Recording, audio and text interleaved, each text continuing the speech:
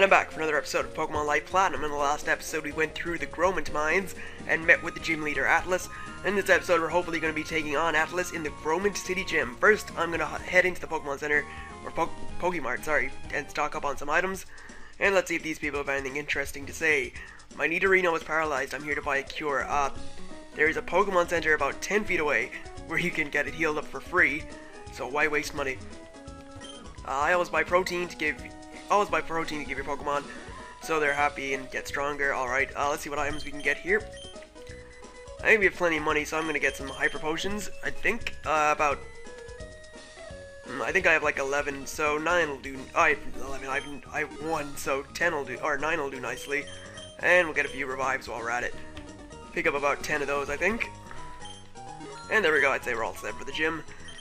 So, it's going to be a ground-type gym, if you haven't guessed by the setting of Groment City. It's in a desert, which would pretty much, well, it could be a steel-type, I guess, but ground will obviously be the more preferred option in this area. Anyway, this gym is sort of laid out like, a little bit like the Sootopolis gym, in a sense that if you stand on these, you're going to fall under the gym into another area, much like in Sootopolis when you stood on the, if you stood on a pane, or ice pane twice, you'd fall down underneath the gym. So there's an underground part of this gym, which can also be accessed through this ladder, I believe. So what we're going to do is we're going to take on all the trainers down here first, get some valuable experience, and then take on the gym leader. So he works in the mines, but he's going to get defeated by me. So here we have Miner Diego with a Tauros, and we're leading off with Godzilla, so it's a pretty good matchup for us, although Tauros has Intimidate, so maybe it's not the best. Let's try and go for a Bite and see how much damage it does.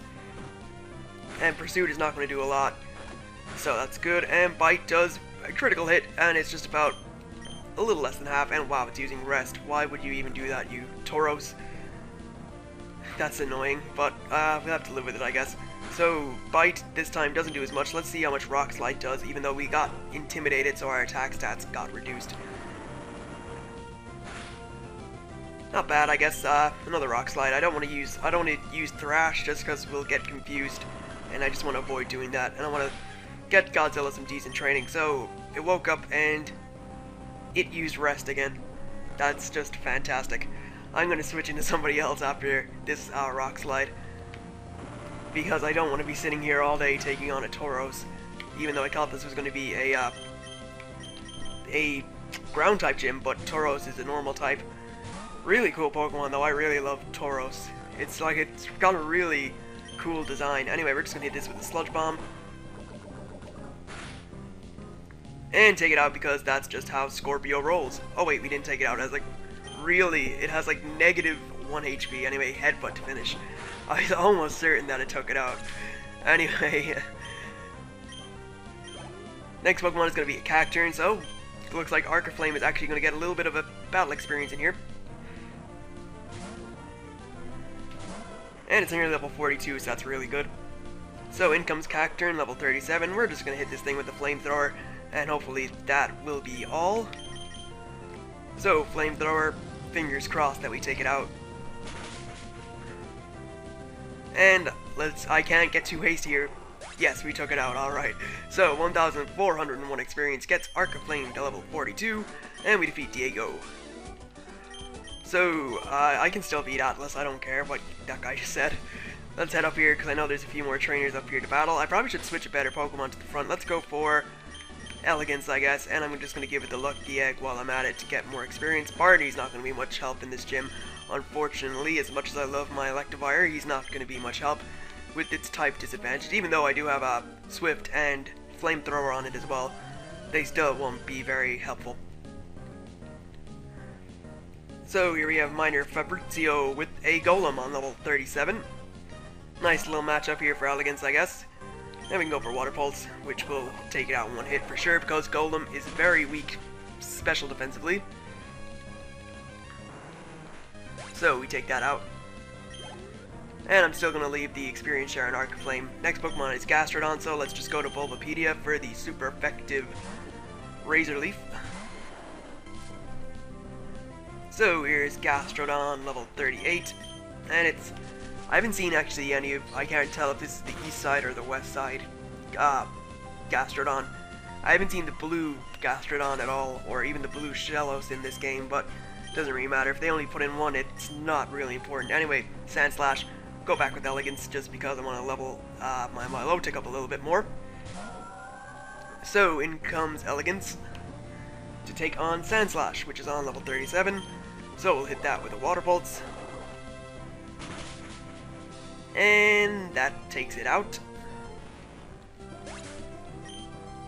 And not, well, actually decent enough experience, I guess. And final Pokemon is another Sandslash. So we'll hit that with a Water Pulse. And hopefully take that out. Well, if we took the first one out, I suppose we should be able to take this one out with one hit too, so I don't know what I'm saying hopefully for. And level 47. That's great. So we defeat Fabrizio, or Fabrizio, or something like that. Another trainer to take on. I think this is actually the last trainer underground, which would be actually pretty good because I want to just take on Atlas and get this gym over and done with and get my 5th badge. Anyway, I don't know how to pronounce that name. I think it's Runeaudio or something. I don't want to take, well, I guess I can't say I don't want to take a guess. I've already done it because I don't want to offend anybody unless that's their name, although it does sound highly improbable as a name. Anyway, Seismic Toss always does 37, or always does damage equal to the level, so it did 37 that time. I didn't do my mathematics skills today. I wasn't paying attention. Anyway, next Pokemon, Krokorok. And I really love that evolution chain of Sandal, Krokorok, and Krookodile. It's just amazing. The design on all of them is pretty cool. But my only problem is, because I watch the anime from time to time, I'm so used to seeing the sunglasses on Krokorok, so it looks so weird looking at it anymore without sunglasses, like Ash's. Anyway, he likes to fight in the desert. Alright. I think that was the last trainer here. Yes, it is. So, actually, right now we're directly under the gym leader, but now we have to go up to the top floor, take on the trainers up there, and then take on Atlas. So, let's head out back to the ladder and all the way up to the first floor. And I just gotta pay attention here now that I don't walk over those little bubbles you can see, or whatever you want to call them, little potholes that you see there, because I don't want to fall into them and totally waste my time. And this guy called me pal, which I don't know if I should take that offensively or not, because he could have been sarcastic. Anyway, Minor Mario with a Lairon on level 37. So I'm just gonna go for a Water Pulse, which is super effective. And down goes Lairon. And I feel like I've bought all those Hyper Potions and Revives for nothing, because nobody's really touched me in here, except for that Machoke that used a Seismic Toss. Anyway, we can take out that Golem with a Water Pulse. We've already done it beforehand, against the last trainer, or the trainer that we first faced downstairs, or whatever. We've done it before, that's basically what I'm trying to say. Anyway, see you later, Mario. Where's Luigi? Why would I even make a joke like that? That's totally stupid. Anyway, let's take on this guy. And another trainer in the gym. This makes trainer number 6, I think, or maybe number 5. Anyway, it's Hiker Joseph with a Golem, level 37. We're just gonna Water Pulse our way through this whole gym. I haven't really needed to use Bulbapedia, only against Gastrodons. I assume this guy leads with a Golem. I assume he's gonna have the same Pokemon as the last trainer that had a Golem as its lead. What do you know? He has a Gastrodon, and that's what the last guy, or the guy who had a Golem last time, had. So, Bulbapedia. And in comes Gastrodon. I'm just going to hit that with a Razor Leaf. 4 times effective. It will be a 1-hit KO. It was the last time I faced Gastrodon. So, down goes that. Next Pokemon will be a Sandslash. And then there's 2 more Sandslashes. Let me just stay with Bulbapedia, I guess. Get it some more experience. I don't want, well, I don't really care which Pokemon is my strongest, just my low tick is sort of walking away with level, well, it's level 48, and, well, nearly level 48, so I kind of want Bulbapedia, my starter Pokemon, to be one of my highest Pokemon, even though it already is, so now I'm just rambling about nothing. Anyway, Arcaflame wants to learn Agility. I'm not going to teach it, because I don't really care about Agility, even though it would be good for speed and stuff, but honestly, Growlithe is usually a fast enough Pokemon, or at least Arcanine is whenever you evolve Growlithe. And there we go, there goes Sand Slash. And another good showing from Bulbapedia. I'm actually going to take the experience share off Growlithe now because I should probably pass it on to Barney, who's not going to get used in this gym, so it's good to get all my Pokemon up in around the same levels. So let me just take the experience share from you and pass it on to Barney, our Electivire. And watch out for the potholes there, take on this trainer, and there's another trainer up there. I think that's the last trainer before we get to the gym leader, so that's great. The less trainers, the better. Anyway, Minor Antonio with a Golem, level 37. If this guy had 4 Pokemon, then he's probably going to have the same as the last guy, which, again, I think I said it in the last episode, it just gets pretty boring having to fight the same Pokemon over and over again. So, down goes Golem, and that is level 48 for Milotic. Next Pokemon, oh right, Barney to level 42. Next Pokemon, Gastrodon, so he has the same Pokemon again. And we're just going to stay with Bulbapedia to take all these things on, because he can take them all out with one Razor Leaf. So, Razor Leaf hits, and more than likely takes out Gastrodon. I think this one might have been like a level higher, but again, it wouldn't really make much difference. I'm nearly 10 levels higher than it. Next Pokemon, Sand Slash, and the next Pokemon after Sand Slash is going to be Sand Slash. So, we're just going to Razor Leaf them both. Down goes Sand Slash number 1. There. And in comes Sand Slash number 2. And it's going to take a Razor Leaf, which hit, or is going to hit. There, it hit now. And a critical hit when I probably didn't even need it. So down goes Sand Slash, and we can move on in the gym to the next trainer. And yes, wow, he uses ground types. I never would have expected that. Alright, let's take this guy on. Well, I guess he could have used rock types. I'm getting a little bit arrogant, I guess, or ahead of myself, which tends to happen a lot. But anyway, Rhyhorn, level 37. Finally a bit of a change. But there's only one thing that isn't going to change, and that is the fact that it's going to get taken out in one hit. So, Water Pulse should take it out. And does. And the next Pokemon is Gastrodon, so back to Bulbapedia. And in he comes to take on this Gastrodon, which is this guy's last Pokemon. And Razor Leaf is a success. And takes out Gastrodon, so awesome.